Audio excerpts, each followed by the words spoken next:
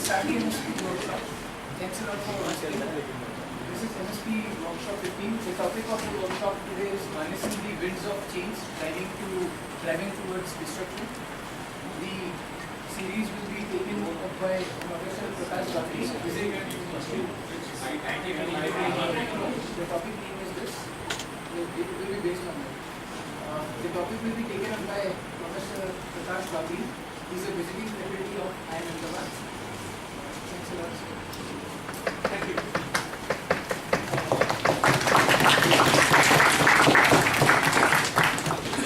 Okay, can you all hear me, or do you want me to take a microphone? How many for microphone? Microphone. Okay. Yes. I'm going to kind of change over and tweak the topic if I can to kind of get the system working. Okay. Yes. And what I'm going to talk about is, in keeping with the theme of the presentation of your conference, harnessing the winds of change. Now, there are lots of things we can do, but my focus will be towards driving disruption.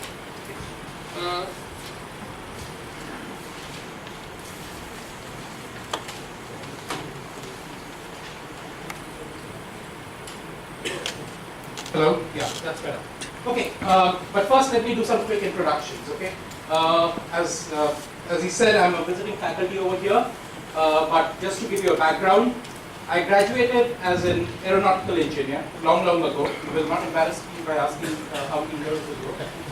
And then I crash landed into a B school, completed my MBA, and then went on to sell soap, tea, and lots of food products and personal products, etc. For a short while, I was also managing what has been historically the most trusted brand in this country for the longest period of time. I can take a sharp guess that quite a few of you, if not most of you, have not heard about it. Anyone wants to take a guess as to what that brand was? Oh, you know that. Excellent answer. Yes, so Dalda, which managed to be the most trusted brand in the country without any advertising spent for at least 50 years. And then I moved on to Intel. I was with the chip manufacturer for the last 12 years, desperately trying to get most of our countrymen adopt PCs with very limited success, as you would understand. After 20 years of working, on the 20th year anniversary, if I could say so, I decided to take a sabbatical break and kind of step into the world of education. Here I am as a visiting faculty. I talk about business strategy and marketing, specifically in the field with respect to innovation products. And I spend a lot of time tying up the concepts of high technology marketing with the broader confluence of innovation. The reason we managed to do that is because in the world of high tech, you have a high level of uncertainty. In the world of innovation also, you have a high level of uncertainty, and therefore there's some commonality in terms of thinking which can help you out. Today, I decided to talk about driving disruption. How many of you know the meaning of the word disruption? What is disruption?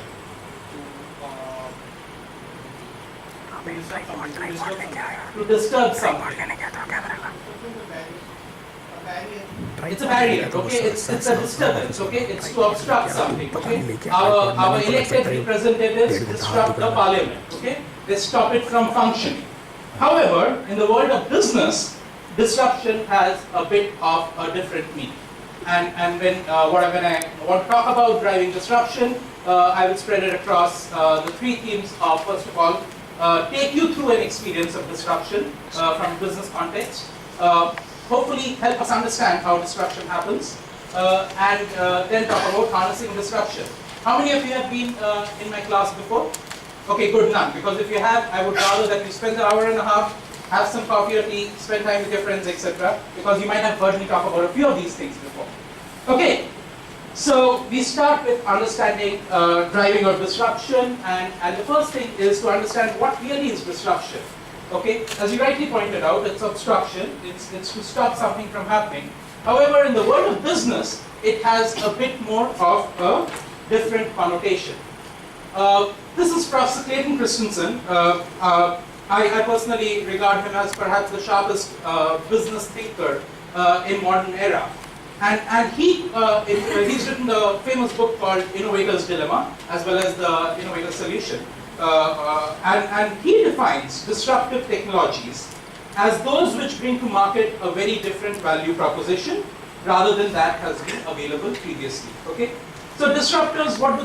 They offer features that are new to customers or which provide a different or a newer value to customers, and therefore also at the same time ensuring that they are cheaper, simpler, smaller, or more convenient to use. That's really the concept of disruption. Prof Christensen actually framed the entire disruptive innovation as a concept using the industries of hard disk drives.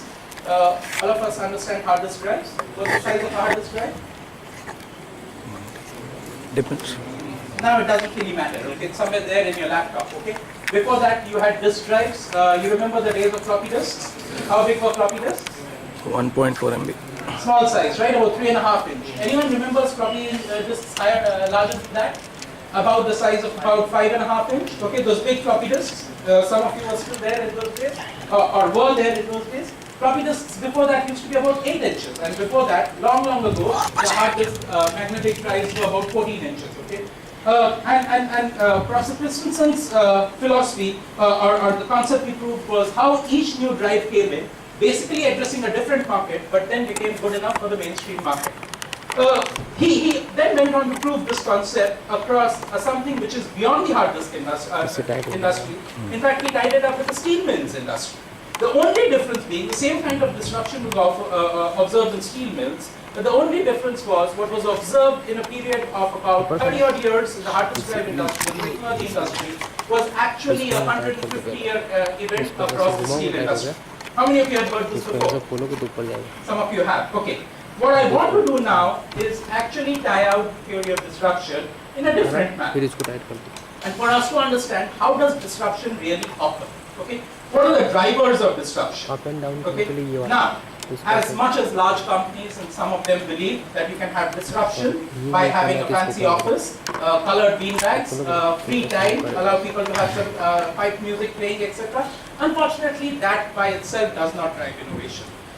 Case in point being Google. Most of the disruptive products which they have brought out. What are the disruptive products Google has introduced over the last 10 years? Maps, yes. What else? Android. Anything else? YouTube. Android was done in Google. It was acquired by Google. YouTube was acquired by Google. Okay. So despite it's not to say that Google has not had its phenomenal share of innovation, as you rightly pointed out, maps, speech, cars, etc. They keep driving it, but a whole host of innovative technologies as well as concepts are things which actually happened outside, and they were able to incorporate it within the larger framework. So therefore, it's not to say that by wanting to be disruptively innovative, or by saying that we just foster an environment of innovation, companies can succeed, because that would have been the easier route out. Okay. What we'll try to understand is how does disruption really take place, and for that I would like us to experience disruption across a particular industry. Now, what is a product which all of us are carrying? Does everyone have a watch over here? Anyone without a watch? Some of us are without a watch. Okay, so I'm safe. Anyone without a cell phone? Okay. Anyone with a cell phone which is not on silent? Check. Okay, so all cell phones are silent. Okay, so good. Since everyone has a cell phone, let's talk about the history of the cell phone industry. Okay. Would you want me to get rid of these lights over here? Would that be better for you? Okay. Okay. Any idea when did cell phones start? Can you still see it? 1970. Any other guesses? I wish I had some chocolates. I would have distributed for right answers. 1960. Now some of them might go to sleep. Okay, but we'll figure out how to wake them up. 1980. That's too early. That's too early. Actually, the first cell phones, or the first cell phones were, or rather mobile phones to be right, 70s, you were right when you talked about cell phones, but the first mobile phones, the phones which were mobile, happened around 1950s, okay? In those days, phones used to look something like this, okay? This is a Sony Ericsson, or sorry, it's an Ericsson, not Sony Ericsson. We're conditioned to say Sony Ericsson when we talk about phones. Those days it was Ericsson, just a Swedish company, and this was what was known as an MTA, which was a mobile telephone system, as they called it. Any idea how much it weighed?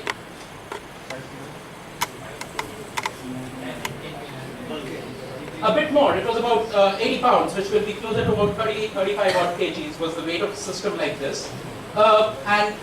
But what it could do was, these were phones which could help you connect with someone else without an operator in between while being mobile, if you could lug this around. Obviously, they doubled up as a good exercise regimen for people who wanted it. Now, what would it take for a phone like this to work? Okay, this was there for from 1956 to 1967 actually. Ericsson offered it. It was offered across just 2 cities in Sweden. It had a total of 125 subscribers in those days. Okay, obviously not the most effective and the most efficient or the most usable kind of mobile phone. So what would you expect next? Some other kind of phone happening. Okay, so let's look at what would be the next trend.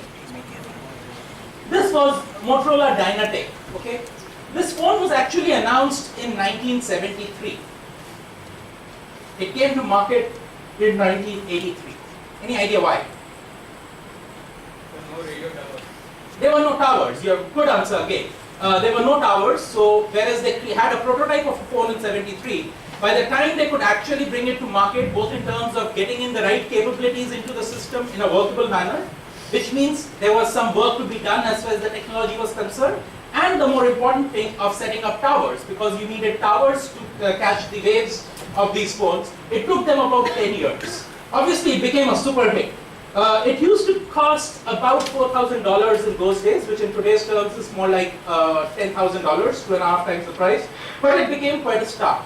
It became quite a hit, and it was really the start of the cell phone era, or the cell phone industry as we know it today. So what came next? What would we expect next? Now this phone is obviously lighter. This phone is smaller. This phone can therefore be carried around as different from the 35 kilo phone which we looked at. What would you expect next? Smaller size phone, right? Anyone who disagrees? But in reality what happened was you had the Mobira Talkman coming in as the next big revolution. Now obviously a few phones came in between, but the phones I'm trying to show over here are phones which were kind of reflective of a new generation or a new era in the mobile phone or the cell phone industry. So we moved from the Dynatec, which was the first handheld phone, to the Talkman, and which is unfortunately not smaller than what we thought it would be.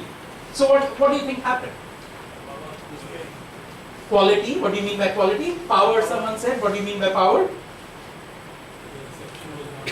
Exactly. So the problem with those phones was, the phones like Dynatec, they had a maximum talk time or battery time of 60 minutes. Now 60 minutes, as you know, and also very, very limited reception. Those were days when cell phones were still at its very early stages. So what was really not there was the tower infrastructure. So you needed a much stronger transceiver to be able to send and receive signals, which itself takes a lot of battery power. And then you needed battery itself to be able to talk and actually have effective communication. So whereas it was good as a phone to have, it was good for short conversations, it was more of an accessory, which is what phones are again today also. But more than that, it wasn't really very, very long-term effective. So for people who were truly mobile and who were moving from large distances, etc., or who were not tethered to an office and who wanted to stay in touch, this was the phone which came in useful. Okay? So this was Talkman. What would you expect next?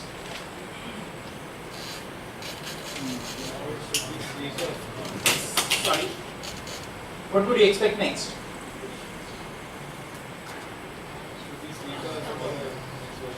It could be sleeker or smaller. what could be sleeker or smaller, the Dynatic or the... Okay, so the Dynatic became sleeker and smaller. What you had was the Motorola Microtech, okay? Also keep remembering the timelines, okay? We talked about something which was in 83 and then you had Microtech coming in 89. Microtech, what's new about this phone?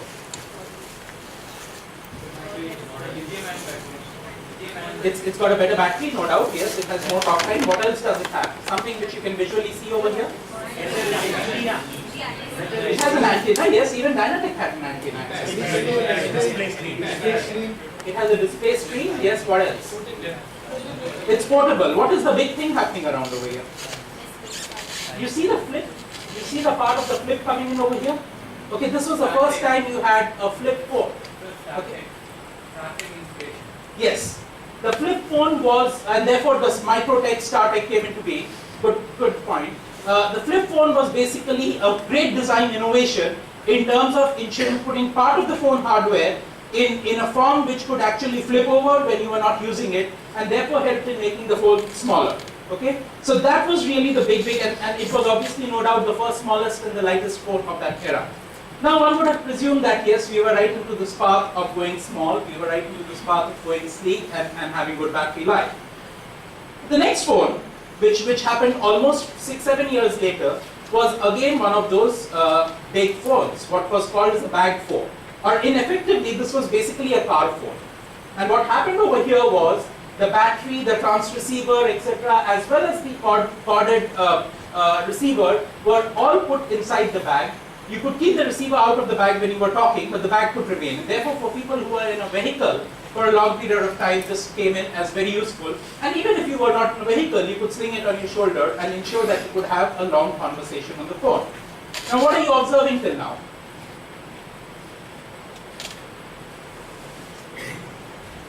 I want you to observe beyond the pictures also. And the phones are becoming mobile, yes. What else? They're becoming smaller. Some of them are becoming smaller. Some of the others are not becoming smaller. So actually it's not all moving in the same direction. They are actually moving in two different directions. One is a direction of the size of the phone, or the mobility of the phone itself, in terms of the portability of the phone. The other is a direction of mobility, no doubt, but instead of portability, it's in terms of the talkability, if I might say so, of the phone itself. Anything else which you're observing? Design, changes in design. Motorola is bringing change. Yes, you're looking beyond the picture also. So good, I want you to look beyond the picture also and see what else is happening as we move on, okay? When was the first phone started? 56. This is the fifth phone by now. What year is this? 94. How many years? Almost 40 years. Okay, 4 different phones have come in between, both moving in 2 directions. One in terms of portability, the other in terms of talkability, and both trying to do the other also. Let's see what happens next. The next big phone was really the 1996 StarTech. Anyone heard of StarTech before? Okay, so this is what was good about this phone. This was more collapsible than the previous one. Okay, previous one just had a part collapsible. This collapses into half. Okay, therefore it really becomes sleek. Any idea what was the weight of this phone?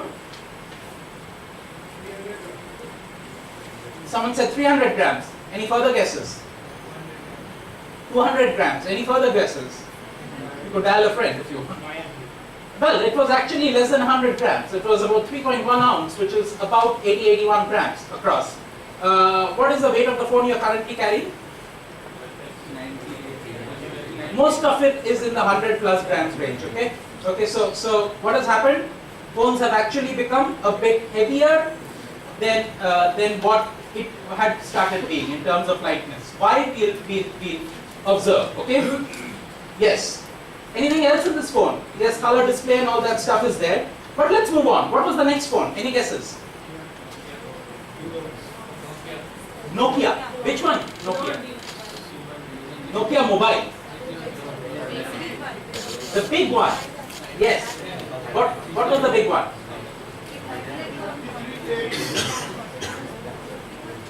Nokia big one looked like a cordless phone, which was actually the Nokia Communicator.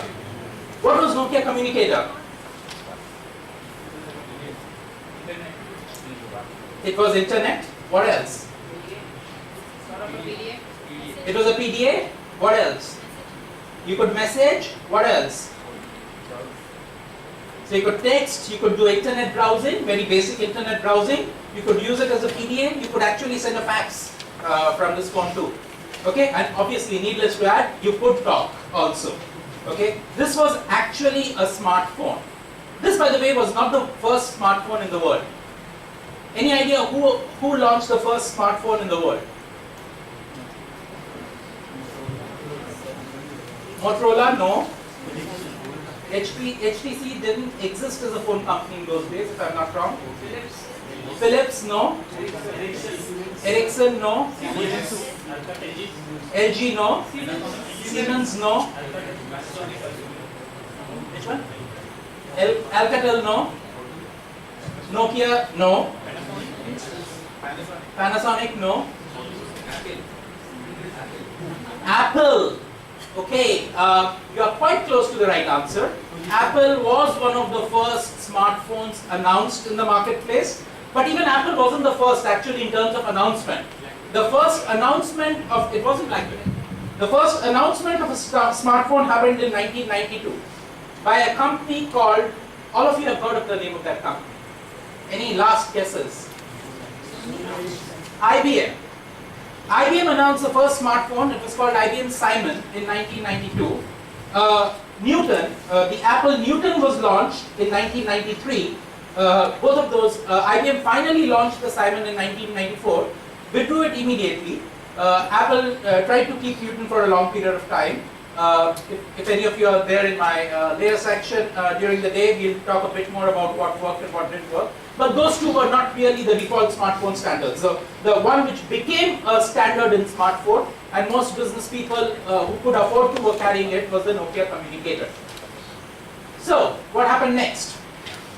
So, and remember, this took another 3, 4, 5 years from the date of the launch of that phone itself, for the first announcements. What happened next? Sliders. Okay, you're moving faster than I am. But what happened was Nokia came out with the 8810. What was the 8810? Observe. No? No antenna. Absolutely right. This was the first phone without an antenna. Where was the antenna? It was in the slider. Okay, so the antenna was inbuilt over here. Brilliant design. You could slide out and you could bring an antenna, and that's why it became a big rage.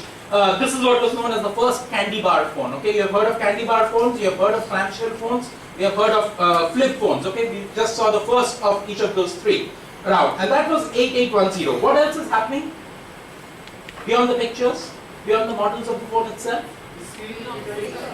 But you're still focusing on the picture? Nokia. You're seeing a lot of Nokia. What else are you seeing? Multifunction. You're seeing a few more things happening inside the phone. What else are you seeing? Multifunction.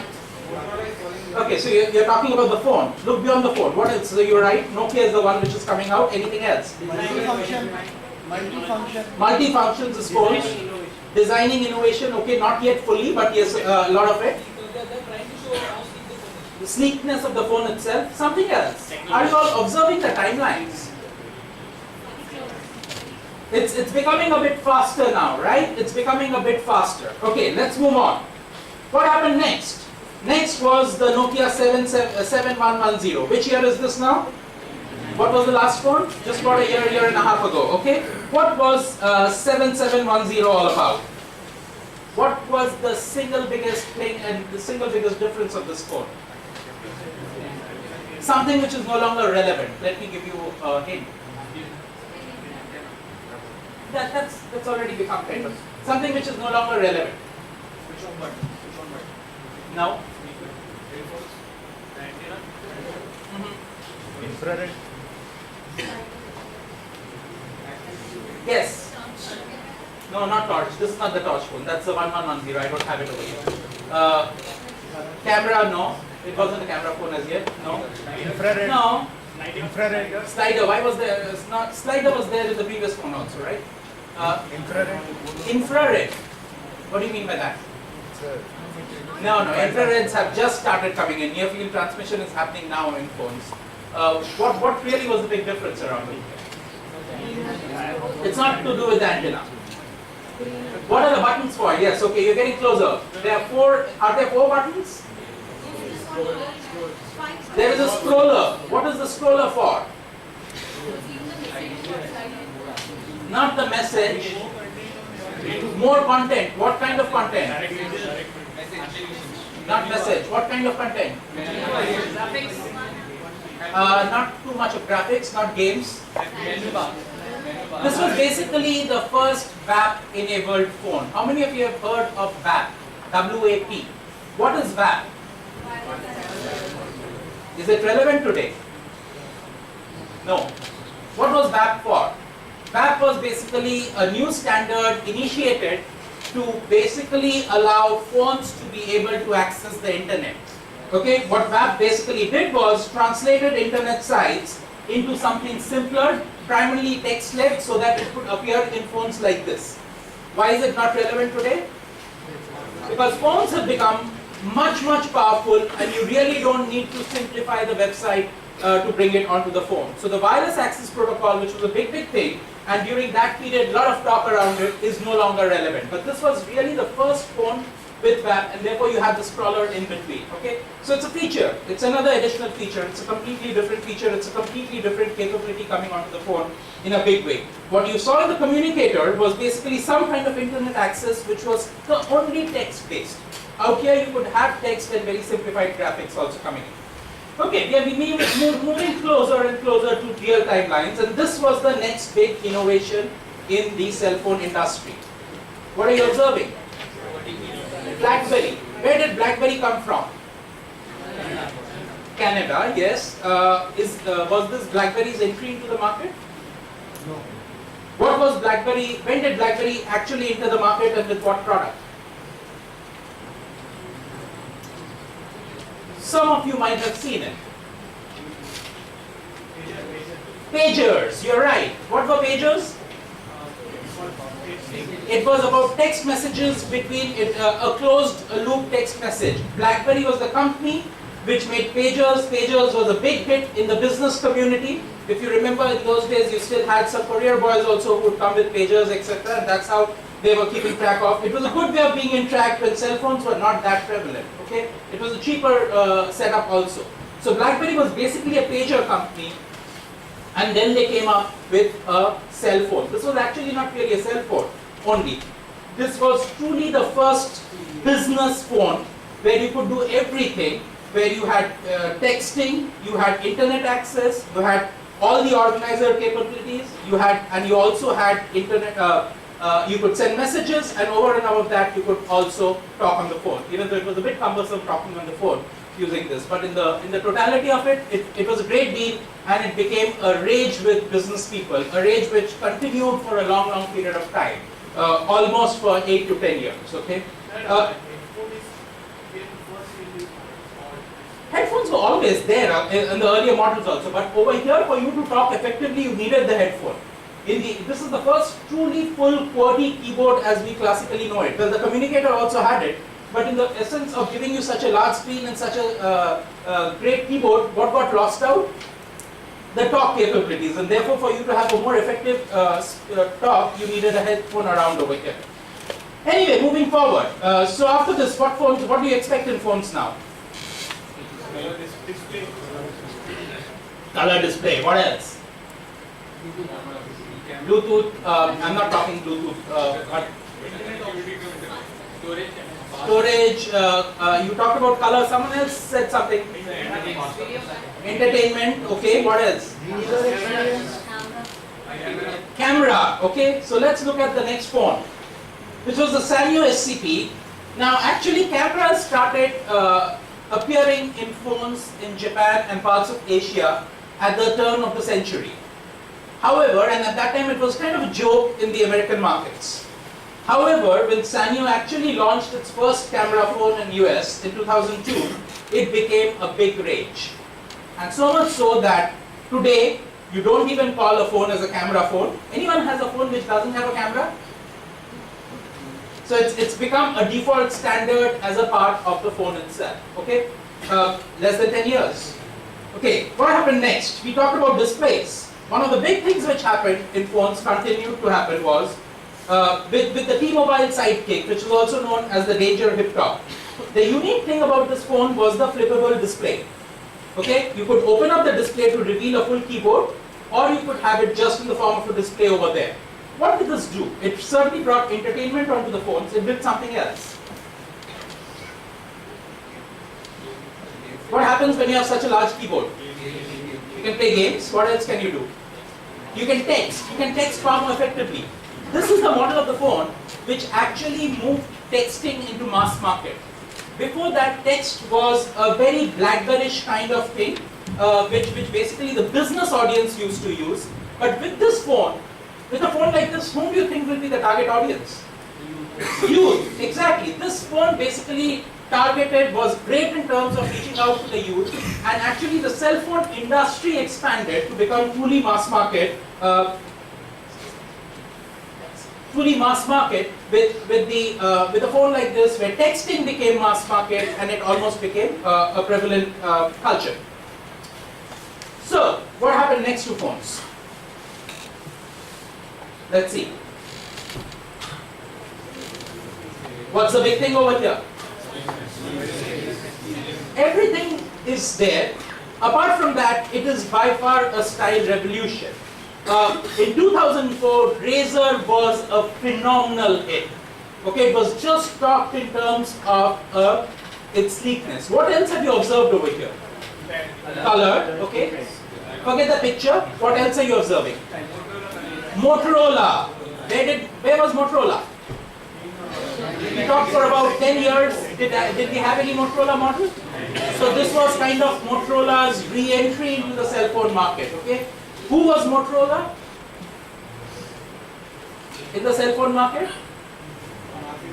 They were not a market leader, but they were a pioneer. In those days, they were certainly the market leader. From the early 60s till the early 90s, mid-90s, it was Motorola all the way. And then you started seeing Nokia coming in around over there, okay? And then you started seeing some other players, okay? And now this is kind of, it's almost like a last hurrah kind of thing happening from Motorola. Okay, after 2004, what is really the big revolution which happened in the cell phone market? iPhone. Touch. What else? Music. Well, you could play music in these phones, but yes, music, entertainment, touch. What else? Internet was there in all these phones. What else? Games were already there. We talked about the Sidekick, which had games. Processors and operating systems were always there. All these had processors and operating systems. Dual SIM. Dual SIM is more of an Asian phenomenon as of now. But you're right, dual SIM happened. Dual SIM happened actually 4 years ago. What is the other thing apart from touch? The big thing. No keypad is touch basically, okay? A lot of new companies coming in. Lot of new companies coming in, yes, but what was the big technological input into the phone market? Yes. Bluetooth, no. User-friendly application. Apps, okay? The big thing which happened all along was apps, okay, as well as user-friendliness, okay? User-friendliness, touch, apps. Which phone are we talking about? iPhone. The first one to bring all of those together was iPhone. Okay, and this really was the gold standard as far as the cell phone industry is concerned. Okay, it had everything else. Okay, it just packaged everything in such a phenomenal manner that it just made it extremely what? Famous, yes. What else? Supreme, yes, but in terms of use, user-friendly, extremely convenient. It just brought in a phenomenal level of convenience into the phone. Any other major change which has happened in phones since the iPhone came? Touch was this. This was the big touch revolution. We had touch phones before this, but this was phenomenal touch. What are the current phones in the marketplace? Samsung, HTC, who else? Micromax, Samsung. If you're talking at the higher end, you basically have which is the latest Samsung phone?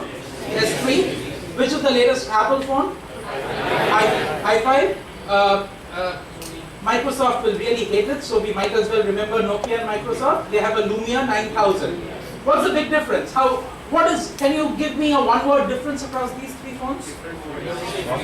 One word difference apart from OS. Yes, all three have different OS, but apart from that, one word difference. One word.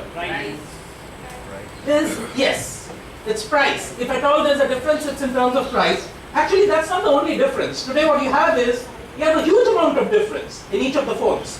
But the way you talk about difference is in terms of specific features, okay? Which has a larger screen, 0.2 inch larger screen, or 10 grams lower weight, or X pixel higher resolution, etc. Okay, it's all boiled down to features, and therefore the differentiator, because there's not much to choose between the three phones, and therefore the differentiator is what? As you rightly said, price. So what have we observed across the history of the cell phone evolution? What are key observations? Have you seen disruption? You observed disruption across 40 years. What did you observe in terms of disruption? Users increased a lot, okay? As more disruption happened, you had more and more users. It became much, much faster, okay? The pace of change started becoming much, much faster. What else? Newer technologies came in. Disruption typically happened from a newer technology, not from the same existing technologies. What else? More than the product, it is also an ecosystem surrounding the product that you need. So you need more than the product, you also need an ecosystem, yes, in order to be able to deliver the next stage of disruption. Newer products, newer competitors, excellent. Newer competitors came in, okay? And what happened to the leaders? They got disrupted, okay? They got disturbed. They got really badly disturbed, okay? Some of them don't exist anymore. Some of them are on the verge of losing their existence if they don't get that right. What else did you observe? Newer technologies. What else? It was becoming a need. It also became a part and parcel of our life. What was happening in terms of the focus of phones? It became customer centric, but how did it evolve? What was the focus at the start itself? Talkability, portability, okay? How would you rate these features? Very, very, very important, the critical, but also the foundation, okay? They are not the icing, they are not the premium features. What happened next? Then features started coming, okay? After all possible features were packed, what started happening? There was something which happened before features and price. What happened between basic features, more features? What happened next? User friendliness came into the whole picture. Okay, how could you make it more friendly for users? Ease of use. Something else happened. Round about this area, if you remember.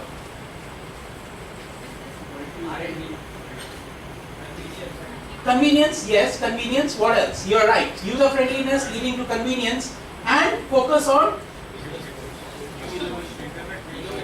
innovation all throughout. But what was Razer? Looks, design. Okay, so the focus also moved on design. So what did you just observe? Very basic features. What was the sole reason of existence of a category? After some time, that feature is taken for granted. Throughout from this period onwards, we never talked about talk time, we never talked about battery life, we never even talked about weight. Okay, we started taking all three for granted. More features started getting added in. At some stage, all the features had already happened over here. Then the focus shifted in terms of design. You mastered design, and after that the focus shifted primarily in terms of how could you make it easier to use. And now that you effectively have everything from a current frame of reference, the focus is going to be on price till and until someone can come up with the next phase of evolution in the cell phone industry. So what you observed just now is basically how industries get disrupted. And what did you observe in terms of the players? The existing leaders were there, okay, but they kind of got disrupted by new entrants. Where did the new entrants come from?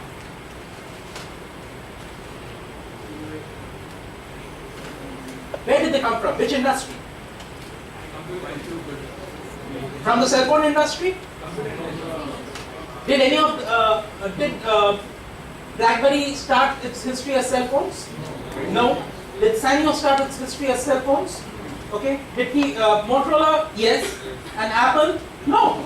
So you had new entrants coming in from different industries who could actually disrupt existing players in a particular industry. That, in summary, is really what we mean by disruption. That is how industries get disrupted. Play back the quote which I shared with you earlier.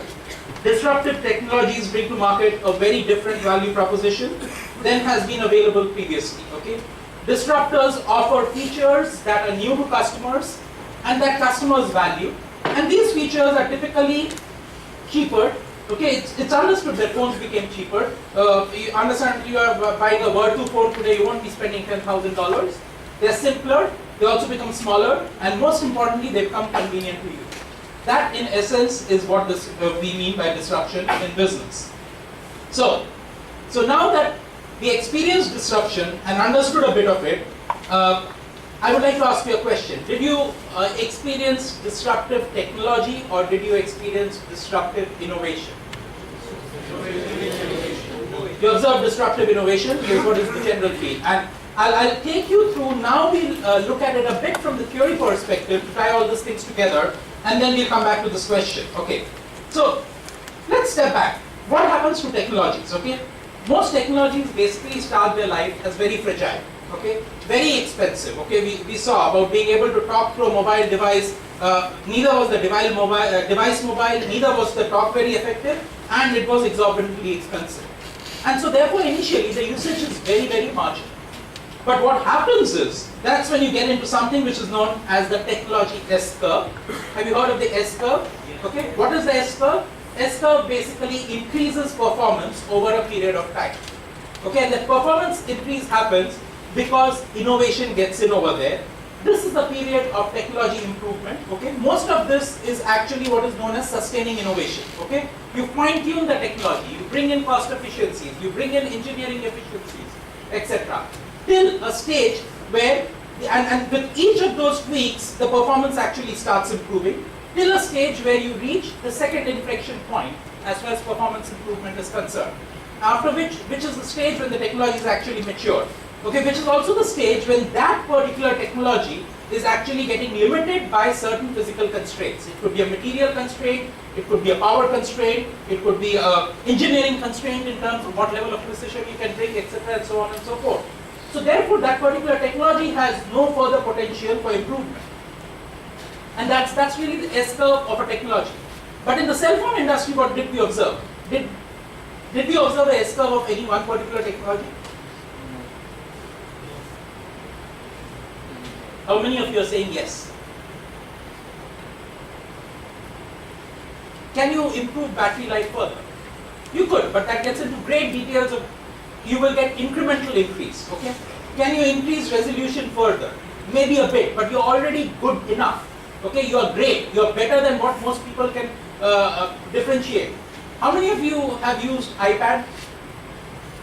Okay, how many of you have used iPad 2 and iPad 3? What is the difference between iPad 2 and 3? Retina display, we all know it, okay? The marketing has worked phenomenally. How many of you can, I can't, but then I can be excused based on my age and eyesight, but how many of you can differentiate the Retina display versus what was the existing display?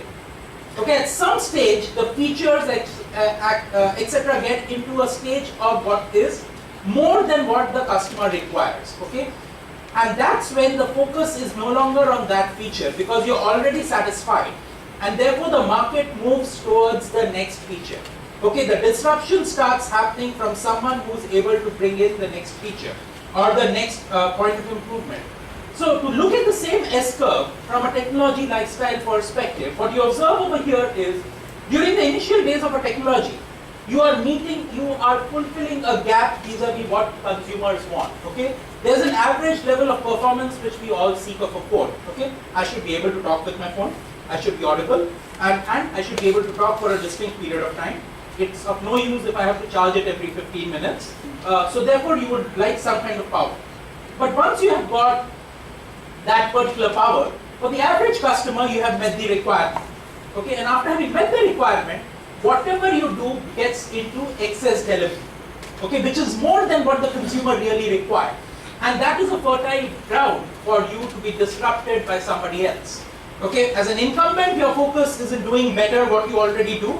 Someone else who comes in from outside cannot match you on that, okay? In terms of making phones sleeker, in terms of improving battery life, in terms of improving talkability, no one can better Nokia even today. But what others can do is bring in additional features onto phones, which is where Nokia has got disrupted from the cell phone market. So what you see is a classic case of disruption, which is what we observed over the course of about 40 years. Let's change tack. None of you would remember, would have seen this photograph before. Even if you would have seen, you wouldn't remember it. It's the headquarters of a particular company. It's where a particular company got formed. Let me help you out. Can you now make out which company I'm talking about? Ericsson? No, Ericsson doesn't have a K, does it?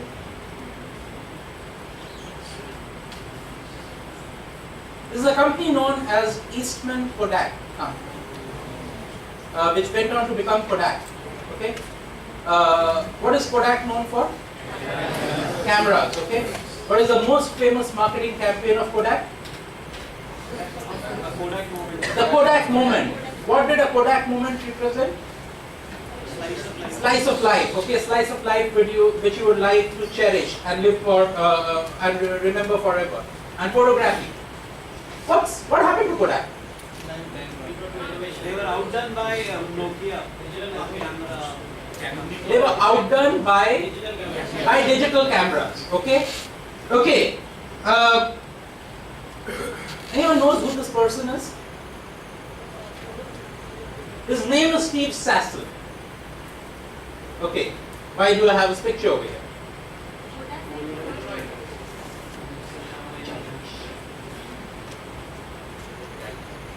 Why is this picture here? He basically is the inventor of the digital camera as we know it. Okay, Sassel invented and got the patent for the digital camera in 1975, if I remember right, somewhere in the mid-70s. Okay, so what's the catch in the story?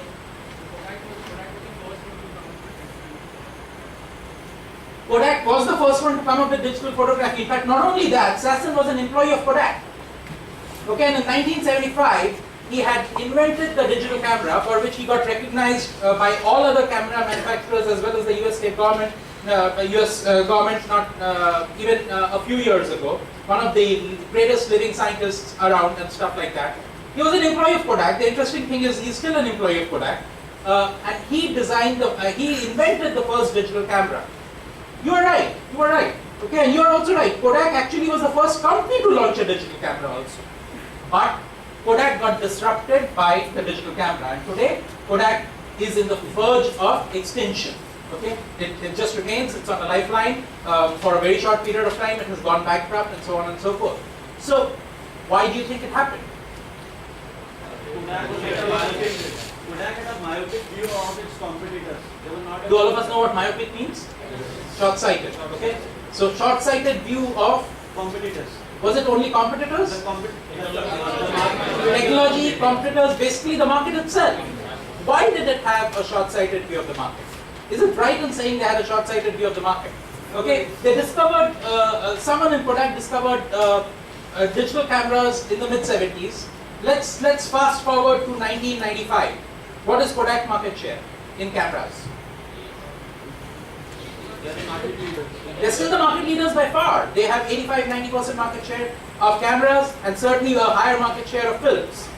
Okay, so they continue to be the market leaders, but what happened to the market?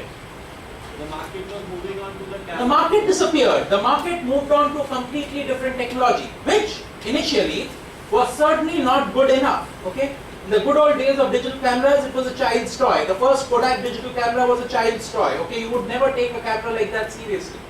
Okay, today you have digital cameras which have far better resolution, etc. than any of those. Actually, today you don't have film-based cameras, and all camera manufacturers, including the high-end camera manufacturers, moved on to the digital technology. Most of them much later than before. The mass market for cameras itself disappeared because cameras inside phones, first it went on to digital cameras, okay, and then after digital cameras it went on to cameras inside phones, and today almost everyone moves around with the camera. As you can walk out and you'll see pictures being taken everywhere around the corridor. Okay, so the whole concept of photography as an industry changed. Could Kodak have done something in hindsight?